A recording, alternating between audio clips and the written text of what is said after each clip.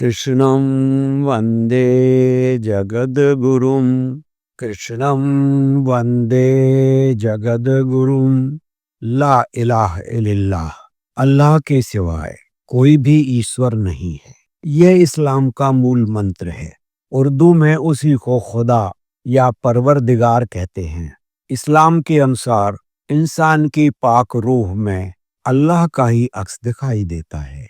हिंदू मान्यताओं के अनुसार भी कोई एक ही ईश्वर है, वह सर्वशक्तिमान है। हिंदू उसे ईश्वर, परमात्मा आदि विभिन्न नामों से मानता आया है। ईसाई धर्म उसको अपनी भाषा में गॉड या परमेश्वर कहता है। सिर्फ भाषा का फर्क है, धरती को बनाने वाला तो एक ही है। मेरी जानकारी में उसे जो है सो है को किसी ने अपनी आंखों से देखा नहीं है कि वह कैसा है। इसीलिए कोई उसको निराकार कहता है तो कोई साकार बताता है।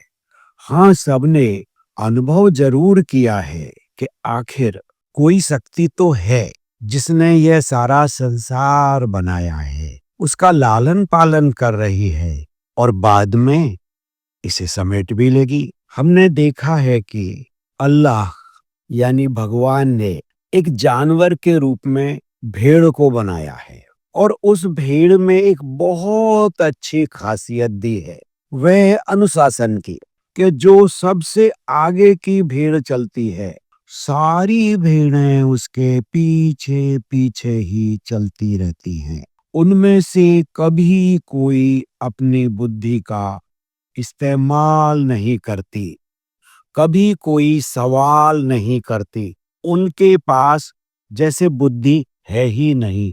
अगर एक भेड़ गलत रास्ते पर गई तो पूरा का पूरा झुंड ही गलत चला जाता है। इसलिए एक लोकोक्ति भी बनी जिसे भेड़चाल कहा जाता है, जिसमें इंसान होकर भी हम बुद्धि का इस्तेमाल नहीं करते, सिर्फ दूसरों की बातों में आकर या किसी किताबी ज्ञान को पढ़कर और बिना विचारे उसके पीछे पीछे चल देते हैं।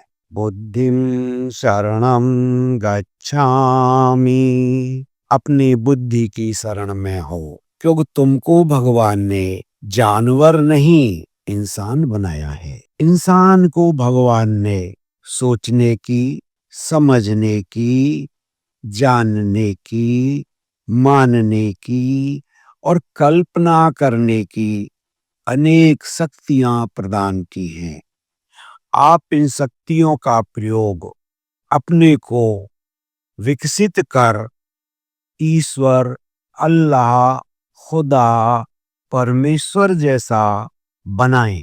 यही आपका अंतर्यामी परवरदिगार चाहता है। अगर वह चाहता कि कोई किताब या मजहबी पुस्तक ही तुमको भेड़ की तरह हांके, तो वह तुमको इन तमाम शक्तियों से महरूम यानी अलविदा कर सकता था।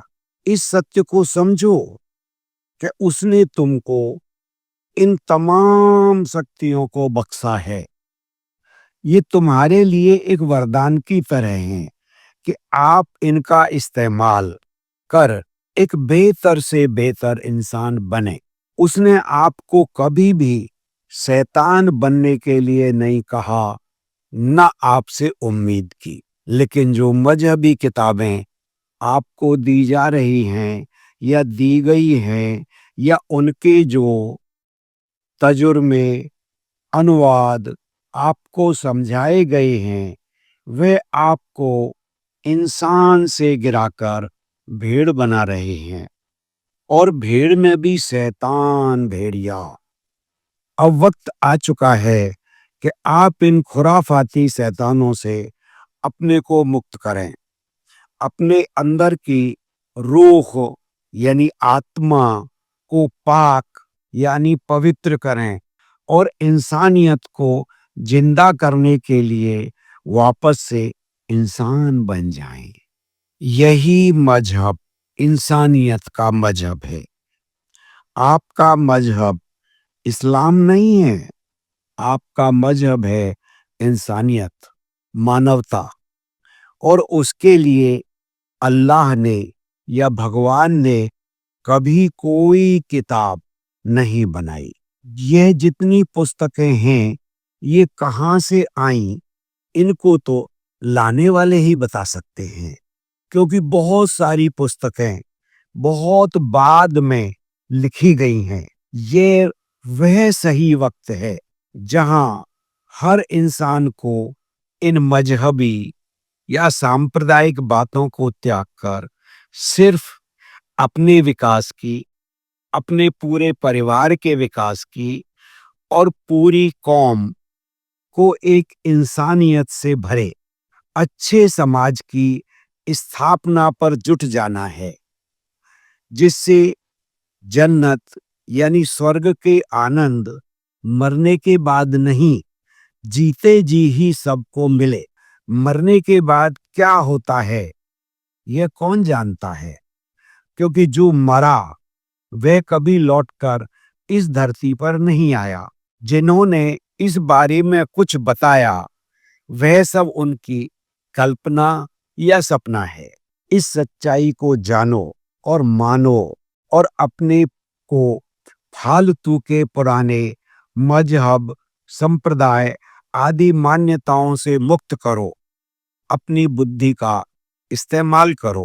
कुछ भी करने से पहले उस पर विचार करो, सोचो, समझो और जो आपके अनुभव में सही लगे उसे मानो। मैं कभी यह नहीं कहता कि मेरी बात मानो, नहीं, सिर्फ और सिर्फ अपनी बुद्धि का प्रयोग करो। अपनी पाक रूह या पवित्र आत्मा की बात सुनो, जानो और मानो। जय हिंद।